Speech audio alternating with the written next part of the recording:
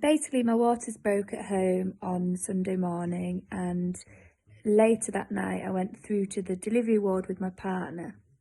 Previously, I'd seen a few days before on Facebook, a few of my friends had tagged me in something to say that my partner wouldn't be allowed into the hospital with me due to the virus. I wasn't informed this by any of my midwives. I understand the NHS are under quite a bit of pressure at the moment, and they've probably not had time to let mums know. But as a first-time mum, you know, it was already a daunting experience for me to give birth, never mind go in, give birth when there's a massive virus on and be on my own. So my anxiety levels and everything, I was very emotional for days before my waters had even broke, with worry and just panic. So I rang the delivery ward myself because I just thought, you can never believe what's on social media, so ring them for myself.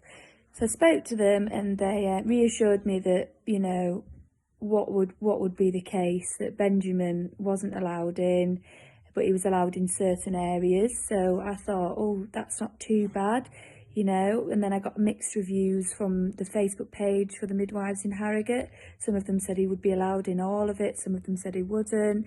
So again, I rang back to the Harrogate ward for them to tell me that he wouldn't be allowed in. And then, anyway, so it was all a bit confusing. I'm all a bit lost with it anyway. So we went into hospital to the delivery ward on Sunday night, and Benjamin came straight in and nobody said anything. And yes, my water had broken, so they sent me back home and asked me if I'd come back in the morning to be induced. Not once did anybody say to Benjamin, you wouldn't be allowed on the ward. I was going off the chance that I'm just not going to say anything and hope that Facebook is true and that what I've heard isn't true. So we get there on Monday morning at 8 o'clock. We walk into the hospital. Obviously, it's exciting but nerve-wracking because the whole hospital looks like a prison. It's dead. Everyone's emotional. It's just horrible. So I walked into the antenatal clinic, the MAC ward, I think it is, and they said, your partner isn't allowed in here. And I said, but nobody's told me this. Last night they said it would be fine. The lady last night said it would be absolutely fine, not to worry. But they said, no, he's not allowed in. But I said, it's my first baby. I want him to come in. But obviously that was really emotional for me. So I was in there for 10 hours on my own without my partner for my first baby. I got induced at 8 o'clock in the morning. No, not 8 o'clock, 10 o'clock. Around 10 o'clock, and I'd had him by 7 o'clock that evening.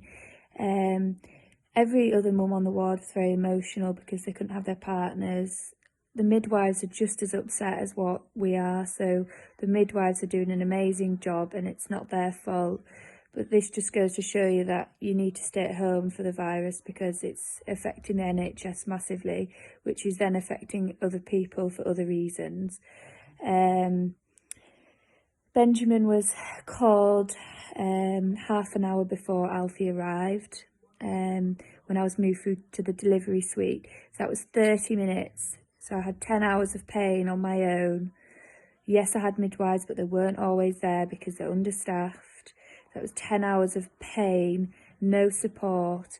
The midwives did support me when they could, but it's not like having your husband or your partner or your mum or whoever birthing partner that you'd want. It's nothing like that. So we went round to the delivery suite, which I don't really remember much of it, but Benjamin was there. And within about half an hour, out came Alfie, and it was amazing. And then after that, Benjamin was then asked to leave. So Benjamin got to see his child, my partner, got to see his child for about an hour. And then he got asked to leave and we went off to our ward where I spent the night there. I didn't get home till the following 4 o'clock the next afternoon. And in that time I was on my own, which was quite nerve-wracking, you know, trying to go to the loo. There was no one there to watch him. Obviously the midwives were there but couldn't stay with him, and I needed a shower and nobody could watch him while I had a shower. It was just a case of they'll keep popping back and checking on him, which for a first time mum's really nerve-wracking. Not to mention you can hardly walk anyway. and everything's painful. So just bending down for me hurt without having to do absolutely everything on my own. It was really difficult, but all I can say is it's not the midwife's fault. They do, they support you as much as they can, but it wasn't a very nice experience. But I don't want to put all you mums off. I'd like to also make you aware of what actually happens when you're in there, because I know if I'd have actually been told the correct information and not mixed reviews from mixed professionals, mixed Facebooks, mixed people who I spoke on the phone to, which, yes, I understand that the guidelines probably change daily, but something needs to be put in place to let us mums know exactly what's happening, because there's nothing worse. But we're all home now. Alfie's healthy, I'm healthy.